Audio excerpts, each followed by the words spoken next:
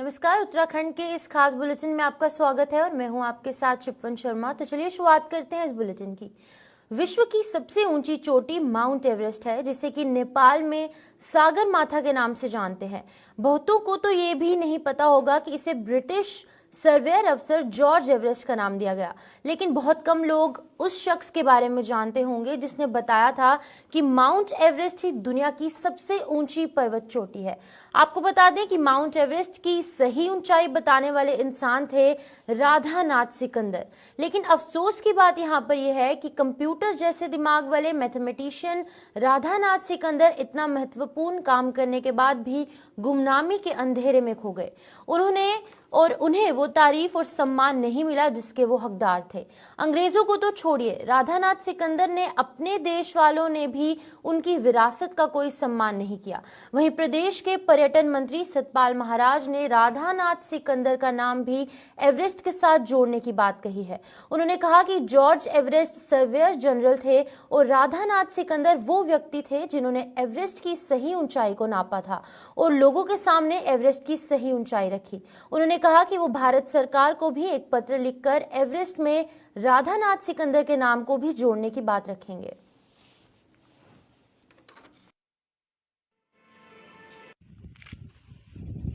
George Everest के बारे में हमने बताया, राधानाथ सिकंदर के बारे में बताया और हमारी मिनिस्ट्री का ये प्रयास होगा कि हम माननीय प्रधानमंत्री जी को चिट्ठी लिखेंगे और इंटरनेशनल लेवल पे भी चिट्ठी लिखेंगे कि एवरेस्ट के साथ सिकंदर का नाम भी जोड़ा जाए, क्योंकि वही पहला बंगाली व्यक्ति था जिसने माउंट एवरेस्ट को नापा।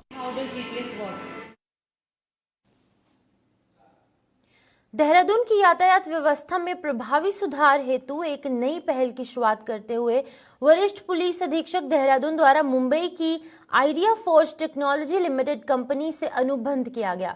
बता दें कि उक्त अनुबंध के तहत कंपनी द्वारा नगर क्षेत्र के सभी मुख्य मार्गों यानी कि Chakrata road, Shimla bypass road, Saharanpur road, Haridwar bypass road, Rajpur road, EC road आदि क्षेत्रों की हाईटेक ड्रोन की सहायता से लगातार निगरानी की जाएगी तथा उक्त स्थानों पर यातायात नियमों का उल्लंघन, नो पार्किंग में खड़े वाहनों, अस्थायी अतिक्रमण पर नजर रखते हुए प्रभावी कार्रवाई भी की जाएगी। इसके अतिरिक्त नगर क्षेत्र में निकलने वाली शोभा यात्राओं और जुलूसों की नियमित मॉनिटरिंग भी उक्त ड्रोन की सहायता से की जाएगी।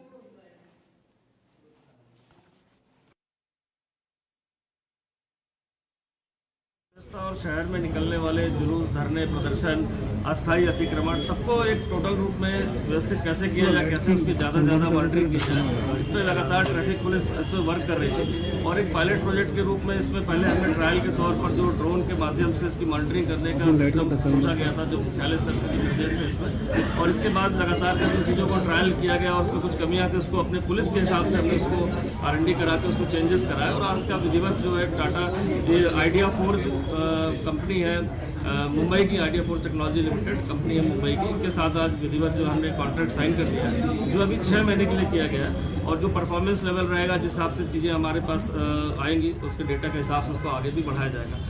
अभी हमारा जो शहर के जोन को हमने डिवाइड किया मॉनिटरिंग के लिए, जो प्रातः 8 बजे से शुरू होकर रात्रि 7-8 बजे तक ये 12 आवर्स के लिए रखा गया है, जिसमें हमारा जो यहाँ से अगर हम फ्लाई करते हैं SSP ऑफिस से, तो यहाँ से एक कंट्रोल रूम रहेगा हमारा, जो हमारा दिलाराम तक कवर करेगा, बिंदाल तक कवर करेगा, चौथा रोड पर, इधर हमारा जोगी वाला चौकी जो हरिद्वार साइड में उधर करेगा, और लाल पुल तक हमारा पटेल नगर तक करेगा। दूसरी यूनिट हमारी पटेल नगर क्षेत्र में रहेगी, जो थाने पर वहाँ पर स्टैब्लिश किया गया है, जो हमारा बसंत विहार का क्षेत्र, हमारा GMS रोड है, बाईपास रोड है, ISBT है, उसको कवर करेगा।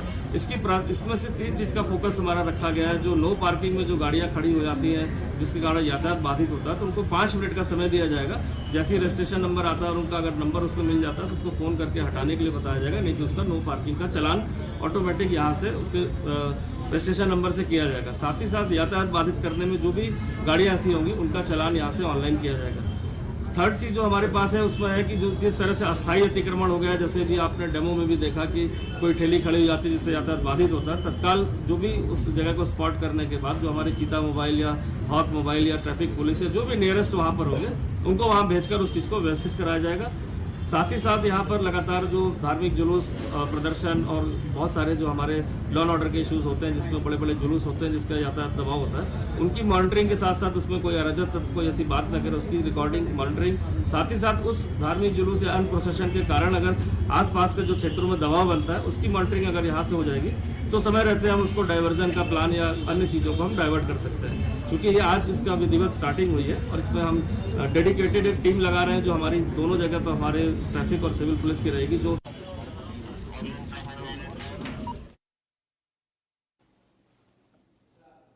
विकासनगर विधानसभा के ग्राम सभा डाक पत्थर में विकसित भारत संकल्प यात्रा पहुंचने पर आयोजित कार्यक्रम में विकासनगर विधायक मुन्ना सिंह चौहान उपस्थित रहे। बता दें कि वहीं उन्होंने विकसित भारत संकल्प यात्रा के बारे में डाक पत्थर क्षेत्र के लोगों को अवगत करवाया। इस अवसर पर उन्होंने कहा कि प्रधानमंत्री मोदी 2051 तक आजादी के 100 वर्ष पूरे होने पर पूरे भारत को विकसित भारत बनाएंगे। उन्होंने कीटनाशक दवाइयां उर्वरक के बारे में भी लोगों को जानकारी दी। वहीं ड्रोन के माध्यम से उन्होंने कहा कि कीटनाशक दवाइयां और उर्वरक का छिड़काव कैसे किया जाए, इस संबंध में भी उन्होंने जानकारी ग्रामीणों को दी।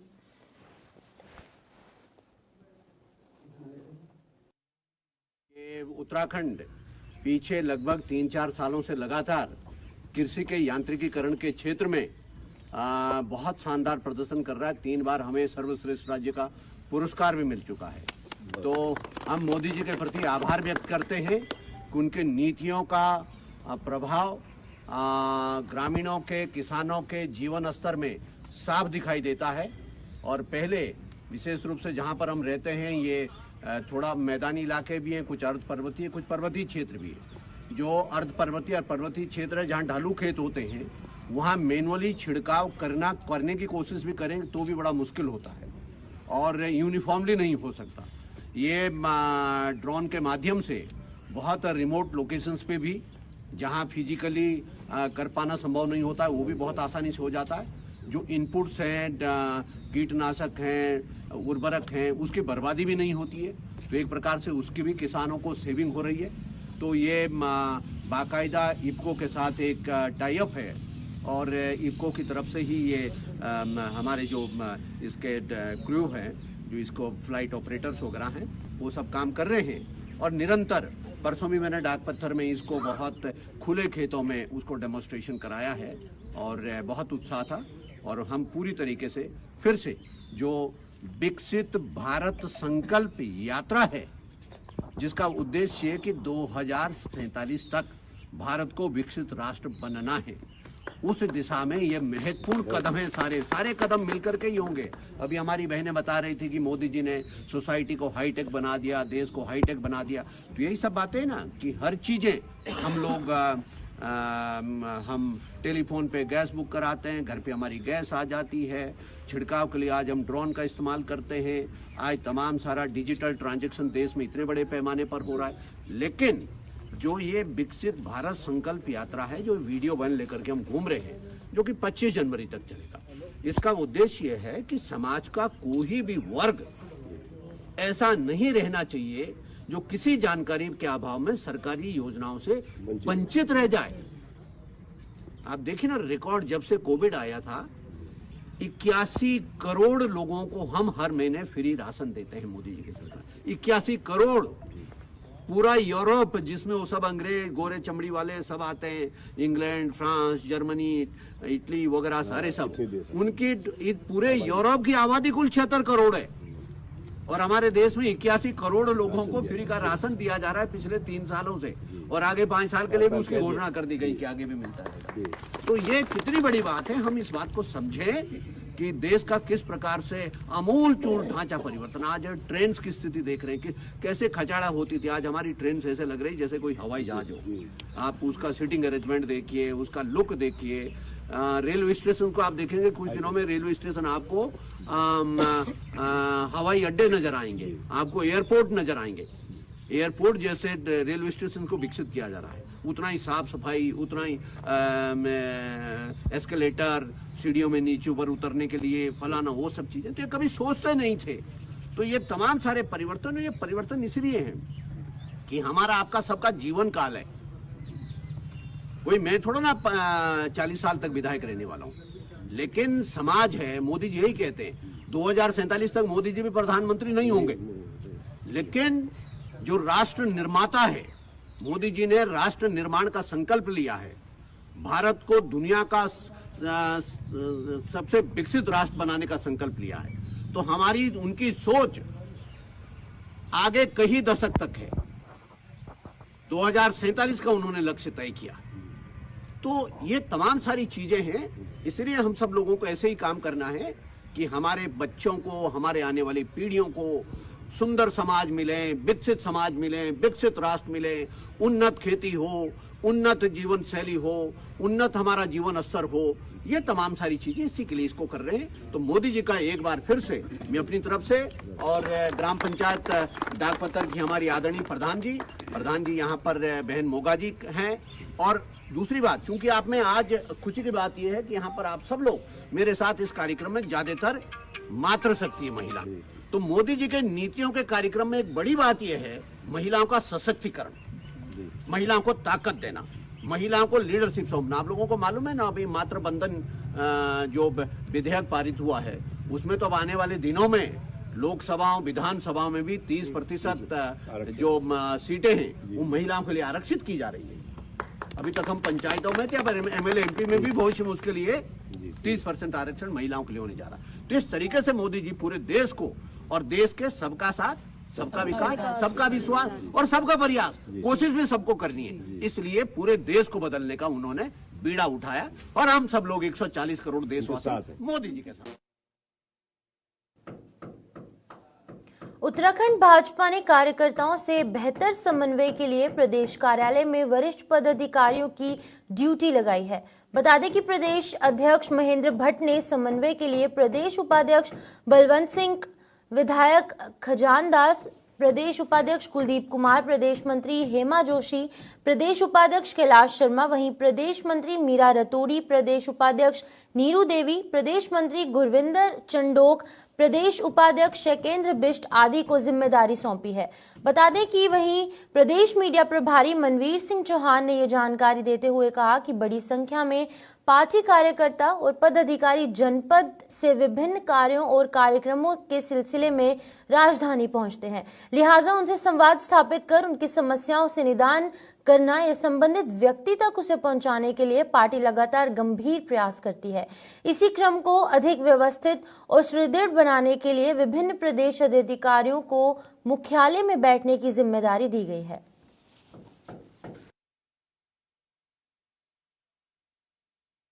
और हमारे जो सामान्य कार्यकर्ता देहरादून मुख्यालय में आते हैं और उनके कई कार्य होते हैं, संगठनात्मक कार्य भी होते हैं और सरकार से संदर्भित कार्य भी होते हैं।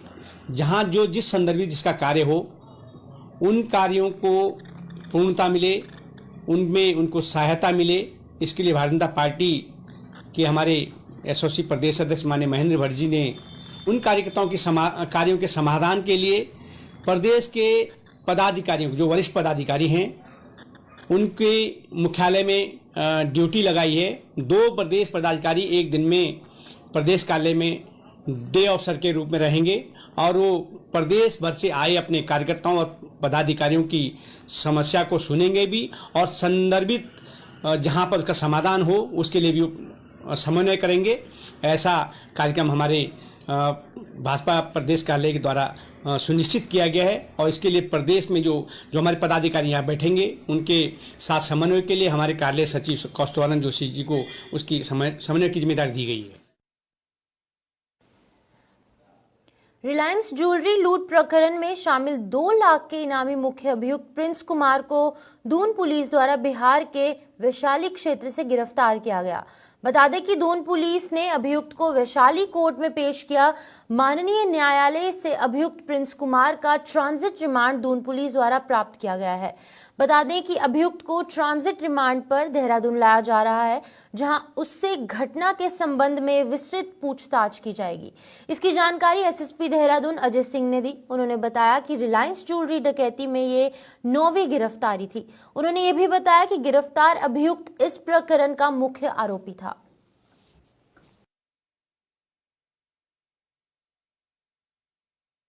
कि जो ज्वेलरी शॉप में जो डकैती का प्रकरण था, इसमें 9 लोग इसमें अरेस्ट हो गए, जिसमें तीसरा जो मेन अभियुक्त था जो घटनास्थल पर आया था, उसकी गिरफ्तारी पटना वैशाली से हुई है और उसमें हमारी टीम वहां पर उसको आज अभी कोर्ट में पेश करके ट्रांजिट रिमांड वहां पर लेके आएंगे। उससे पूछताछ के बाद अन्य चीजें हमें जानकारी मिलेंगी, लेकिन अभी तक जो हमारी 9वीं अरेस्ट है, जिसमें सबसे महत्वपूर्ण अरेस्ट याली तीसरी जो मौके पर आए थे, तो कहीं ना कहीं जो जानकारियां हमें मिल रही हैं, जो पुराने एक्यूज अरेस्ट हुए हैं, उनके माध्यम से हम बिहार पुलिस से, वहाँ की STF से, अन्य जो एजेंसी से उनसे शेयर कर रहे हैं और तभी इंफॉर्मेशन शेयरिंग के बाद ये अरेस्टिंग वहाँ पर संभव हो पाई। SSP देहरादून द्वारा गुड समेट्रियन स्कीम के तहत सड़क दुर्घटना में घायल व्यक्तियों की मदद करने वाले 8 वॉलंटियर्स को सम्मानित किया गया।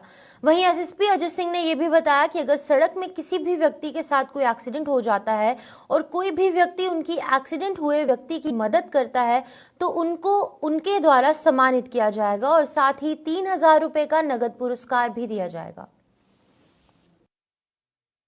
सेमेटेरियन स्कीम के तहत जो है, अगर कोई सड़क किनारे अगर कहीं सड़क पर कोई किसी का एक्सीडेंट होता है और उसकी मदद कोई पासरबाई या कोई आम आदमी वहां करता है, उसको अस्पताल पहुंचाता है, उसकी कोई मदद करता है, तो उस स्कीम के तहत उसको कैश रिवार्ड देने का प्रावधान किया गया। उस प्रावधान के तहत कैश रिवार्ड में जो जिले का पावर है, जो SP का पावर है, वो 3,000 रुपए तक का है। तो उसमें हमने 8 लोग को भी चिन्हित किया है, जिन्होंने एक्सीडेंट के दौरान अच्छी मानवता का परिचय देते हुए और यहाँ पर जो एक्सीडेंट में घायल हुए थे उनकी मदद भी करी, उनको अस्पताल पहुंचाने में मदद करी, पुलिस को इन्फॉर्मेशन दी या 108 को बुलाया और जो प्राइमरी हेल्प होती है वो करेगी। तो उसमें 8 लोग को इसमें अभी चयनित किया गया है, जिन 8 लोग को यहाँ पर सम्मानित किया जाएगा। तो मेरी अपील है कि इस तरह से कहीं आप कोई एक्सीडेंट देखते हैं तो उसको उसमें डरने की जरूरत नहीं, उसमें कहीं नहीं करती है और इसमें आप अगर 100 नंबर पर 100 नंबर पर करें या आप 108 को बुलाएं या उसकी प्राइमरी एड करके उसकी मदद करते हैं तो आपको स्कीम के तहत इसमें मतलब जो 3,000 का मॉनेटरी बेनिफिट है वो तो एक आपको इंस्पायर करने के लिए है,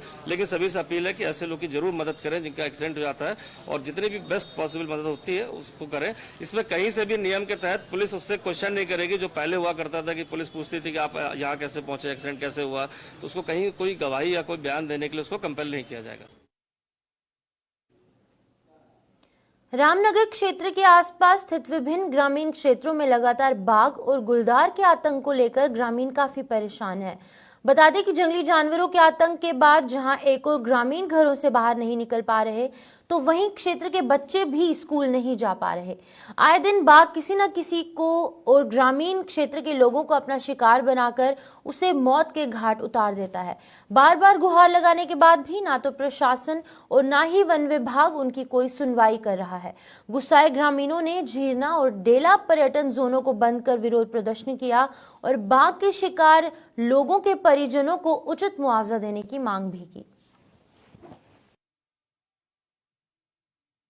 ग्रामीण वासियों का 9 तारीख को भी धरना प्रदर्शन हुआ था, जब उनका वही डिमांड था कि जो कॉन्फ्लिक्ट टाइगर है उसको जल्दी से जल्दी रेस्क्यू किया जाए। तो आज यहाँ पे धरना प्रदर्शन में भी यही बताया गया कि वो जो कॉन्फ्लिक्ट टाइगर है उनको आइडेंटिफाई करके हम जल्दी से जल्दी, उसका परमिशन भी कल मिल गया है और हमारा टीम वहाँ पे लगा हुआ है, तो इसको भी जल्दी से जल्दी हम ट्रैंक्विलाइज करके रेस्क्यू कर देंगे।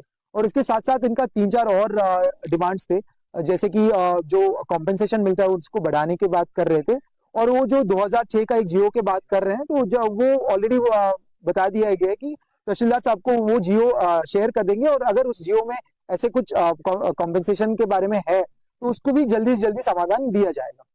तो इसके साथ साथ और भी जितना भी उनका डिमांड है वो लिखित में देने के लिए बता दिया है और उसके ऊपर भी जल्दी से जल्दी कार्रवाई होगी। श्रीमती शांति दफ्ता हमारे मांगे तो यह है कि क्या कहते हैं, हम घर से बाहर जा रहे हैं या बच्चे जा रहे हैं, उनको डर हो गई है और खुलेआम घूम रहा है, वो रात को भी घूम रहा है। हम लोग 4 जने हम लोग जब बाहर निकले थे, किसी ने कहा कि शेर आ गया, शेर आ गया, तो हम उसको देखने के लिए बाहर गए तो वो हमारी तरफ को आ रहा था। उसने अपने बच्चे को देखा, यदि वो बच्चा को नहीं होता तो हम पर वो हमला कर देता, समझ गए, हमला कर देता। हम लोग चिल्ला करके भाग आए घर के अंदर, इतने में आ गए तुम्हारे ये फॉरेस्ट लोग, सब जने आ गए, अपना बंदूक तान दिया उन्होंने, कहा कि अब भाग गया है वो। हमारी यह है कि बस शेर को बंद करा जाए। खाली तो डर बाघ को, जो बाघ ने बीच में आदमखोर बाघ लगा हुआ है और एक लड़के को, बच्चे को घायल कर रखा है और उसके संदर्भ में हम यहाँ पर आज धरना प्रदर्शन कर रहे हैं।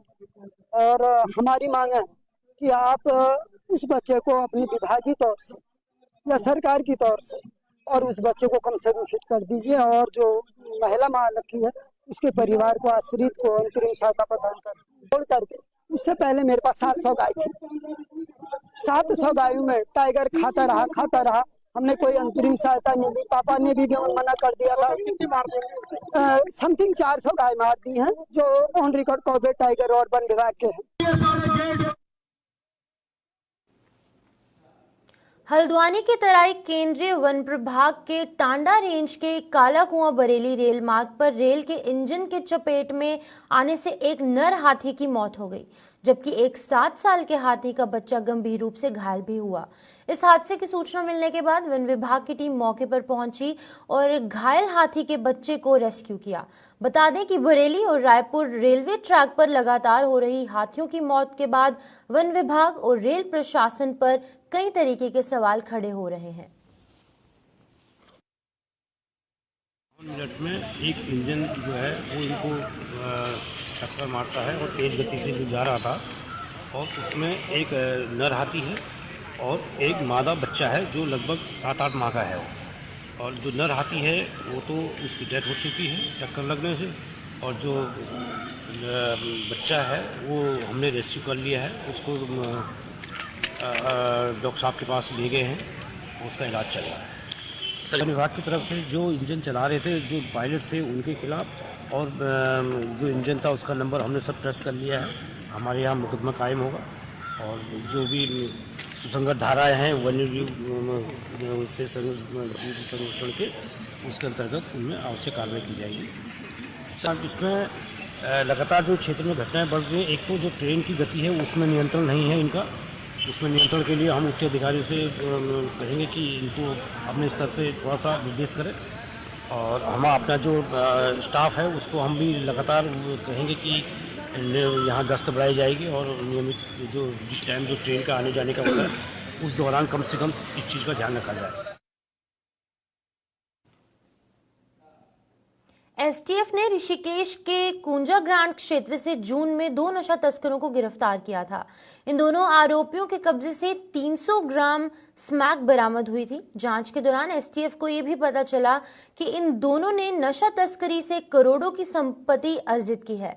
जहां पर बता दें कि एसटीएफ ने इनका संज्ञान लेते हुए इन दोनों के खिलाफ कड़ी कार्रवाई करते हुए दोनों तस्करों की 1 करोड़ की संपत्ति सीज की। वहीं इनके लेन देन में प्रयोग होने वाले बैंक अकाउंट को भी फ्रीज किया गया। माह जून में एसटीएफ की टीम के द्वारा श्यामपुर हरिद्वार क्षेत्र से 300 ग्राम स्मैक पकड़ी गई थी। इसमें मौके से एक तस्कर को पकड़ा गया था, और उससे पूछताछ में और जो एविडेंसेस कलेक्ट हुए थे उसके आधार पर कुल मिलाकर 4 तस्करों को, जिनमें से कि 2 बरेली के रहने वाले थे और 2 विकासनगर देहरादून के रहने वाले थे, इन 4 लोगों को गिरफ्तार किया गया था। इसकी इन्वेस्टिगेशन भी एसटीएफ के द्वारा की जा रही थी। इसमें फाइनेंशियल इन्वेस्टिगेशन जो एनडीपीएस एक्ट के अंतर्गत की जाती है उसको करते हुए हमारे द्वारा पाया गया कि इन लोगों का कोई भी इनके द्वारा आईटी रिटर्न फाइल नहीं किया जाता है, कोई भी इनके पास वैलिड सोर्स ऑफ इनकम नहीं है, और इनके द्वारा काफ़ी अधिक संपत्ति जो बनाई गई थी जिसमें चल अचल दोनों तरह की संपत्तियां शामिल थी। तो उन सब की डिटेल्स कलेक्ट करके ये सामने आया कि लगभग 1 करोड़ रुपए की संपत्ति पिछले कुछ वर्षों में इनके द्वारा बनाई गई थी। तो इसमें जो एनडीपीएस एक्ट के अंतर्गत जो पावर्स दी गई हैं आईओ को, उनके अंतर्गत 1 करोड़ रुपए की चल अचल संपत्ति को जब्त किया गया है। इसमें फाइनल जो कॉम्पिटेंट अथॉरिटी है उनके द्वारा शीघ्र ही फाइनल कार्रवाई भी, फाइनल ऑर्डर भी पास कर दिया जाएगा, जिससे कि आगे इसको नीलाम करके और सरकार के सुपुर्द उसको कर दिया जाएगा। तो इस प्रकार का जो एक हमारा बड़ा कार्रवाई की गई है नशा तस्करों के विरुद्ध, आगे भी इस प्रकार की कार्रवाई जारी रहेगी।